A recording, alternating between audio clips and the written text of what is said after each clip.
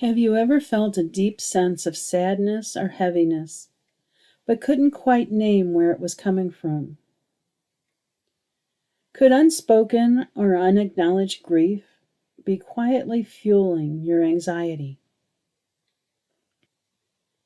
Welcome back to Quieting Anxiety.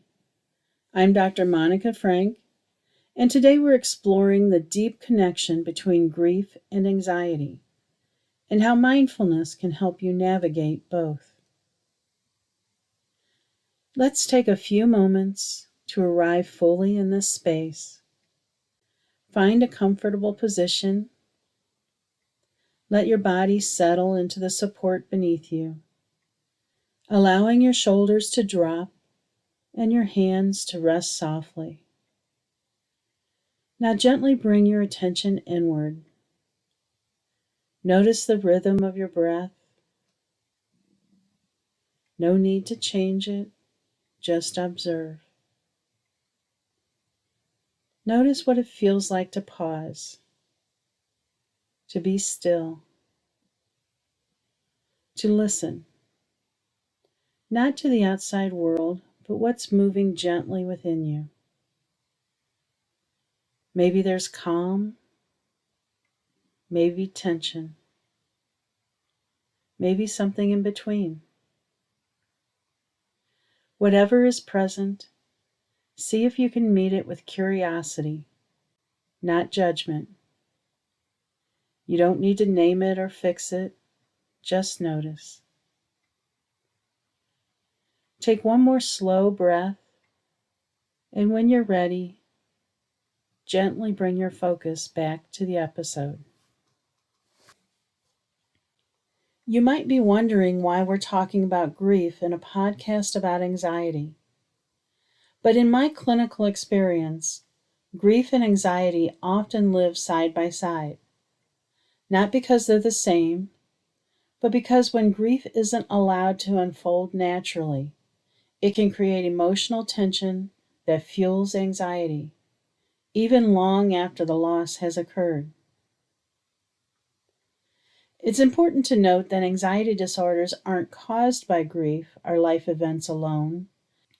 They often involve a complex mix of biological, psychological, and behavioral factors. However, grief can complicate anxiety.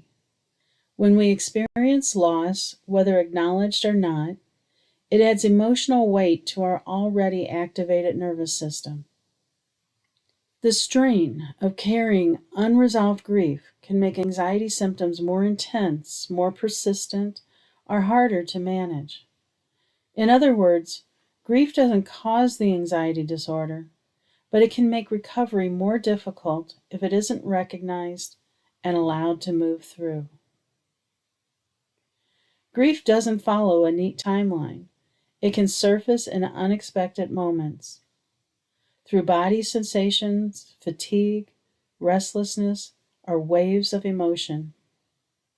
In this episode, you'll see how you can approach these moments with mindful presence instead of resistance. That doesn't mean you have to seek out the grief, but when it shows up, you can learn to meet it without fear. I've worked with many clients who came to me for anxiety or panic attacks, only to discover that beneath their symptoms was unresolved grief. In some cases, they hadn't connected the dots themselves. They didn't realize how much emotional energy was tied up in a loss they had pushed away, either because it felt too painful or because they had internalized the message that it was time to move on. One client, for example, had made excellent progress managing an anxiety disorder. She felt back in control of her life. But then her mother died. Rather than process that grief, she tried to stay strong and carry on. Soon after, her anxiety returned, and with it a sense of confusion and frustration. I thought I had overcome this. Why is it back? When we explored the loss and began the work of mindful grieving, the anxiety began to resolve again. Her symptoms hadn't come out of nowhere. They were her mind and body's way of signaling a deeper emotional wound that needed attention. Grief is part of our natural healing system. It's how we adjust to change, loss, and letting go. Whether it's a loss of a loved one, a relationship, a role, a future you imagined, or simply the passage of time. Those changes in life that are inevitable but still painful. Recognizing these losses can help you normalize your emotions and reduce anxiety about the grief itself. Even ordinary changes like retirement, children growing up, or losing aspects of our health can stir grief. When we don't recognize and allow those emotions, they don't disappear. They often transform into something else, like anxiety. Many people are accustomed to thinking of grief as solely about death, especially of a loved one. But these many types of losses, the loss of health, of safety, of identity, or of the life you expected to have, big or small, sudden or subtle, these losses can stir up waves of anxiety, especially when you try to suppress them or move on too quickly. That's because avoiding grief requires energy. It takes effort to suppress sadness, anger, guilt, and longing. And that emotional suppression creates a kind of background tension, a hum of distress you may not consciously connect to the original loss. Over time, that suppressed emotion can manifest physically, cognitively, and behaviorally in the form of chronic anxiety, panic, or unexplained agitation. Mindfulness invites you to stop running from those emotions and to feel them fully. And yes, this is uncomfortable. Sometimes it's excruciating. But like physical healing, emotional healing requires you to tend to the wound, not cover it up. Think of grief like emotional debridement. That's a process in physical healing where damaged tissue is gently removed so that new, healthy tissue can grow. Emotionally, grief helps clear the way for healing by allowing you to fully feel and honor what you've lost. But if you avoid the pain of that process, the emotional wound lingers, and true healing is delayed. And your emotional system keeps trying to signal that something is wrong. Unfortunately, we live in a culture that often invalidates grief. People are told to get over it, to move on, or worse, they're prescribed medication for what is actually a normal, healthy process. This isn't to say that medical support is never needed, but it's critical to distinguish between clinical depression and the pain of grief. When grief is prematurely shut down, the cost is often higher anxiety later. The mindful practice of grieving is about giving yourself permission to feel without judgment, to let the sadness come, to let the tears fall, to let the anger rise. And then, without clinging or pushing, gently returning your awareness to the experience of the moment. You may notice that thoughts interfere. I shouldn't feel this way anymore. I should have done more. Or other people have it worse. But these thoughts don't actually relieve suffering. They compound it with guilt or shame. These self-critical thoughts can block the grieving process. Mindfulness allows you to notice those thoughts, gently release them, and return to what you're actually feeling, not what you think you should feel. It allows you to acknowledge your pain without judgment and to hold space for it gently, like you would for a grieving friend. And remember, grief is not a narrow experience. It doesn't exist in isolation.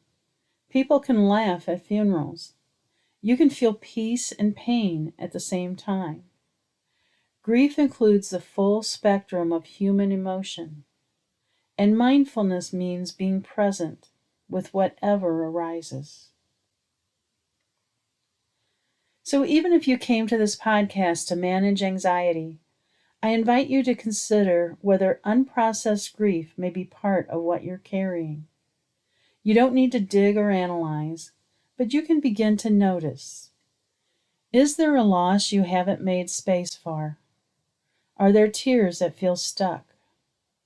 Do you avoid reminders because they stir something too painful? If so, this may be the next step in your journey. Not to fix anything, but to allow healing to begin. Also, if you'd like to explore this topic further, the final episode of the Understanding Mindfulness series, Mindfulness and Grief, can help you deepen your understanding of how to approach grief with compassion and awareness. This episode offers a broader perspective on grief as a natural part of life and introduces ways to mindfully acknowledge and process loss.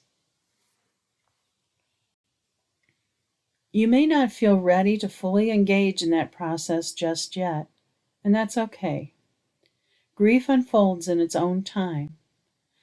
But even gaining a clearer understanding of what mindful grieving involves can lay the groundwork for healing when you're ready. Sometimes simply knowing there is a path forward can be a comfort in itself. Let's end today by comforting the body with a short grounding practice. Take a slow breath in and exhale gently. As you breathe, imagine each exhale helping you feel just a little more supported, a little more grounded. You're not trying to change anything, just allowing your body to be held right here. I encourage you to gently tune in to whatever is present for you. Maybe you feel a quiet sense of understanding. Maybe there's sadness, or tenderness, or even gratitude. Whatever is here, let it be here. You don't need to judge it or change it. Now place one hand over your heart or chest if that feels comfortable. Just a simple, kind gesture of connection. And as you rest your hand there, say silently or softly to yourself, whatever I feel right now is okay. I don't have to fix anything in this moment. I'm here and I'm safe enough to notice what's present. Let yourself breathe with those words for a few more moments. If emotions arise, acknowledge them gently. If nothing arises, that's okay too. You're simply creating space. No pressure, no judgment. When you feel ready, gently return your attention to the space around you. Focus on staying present, being gentle with yourself, and trusting in your own ability to heal. Until next time, keep practicing, keep breathing, and keep moving forward.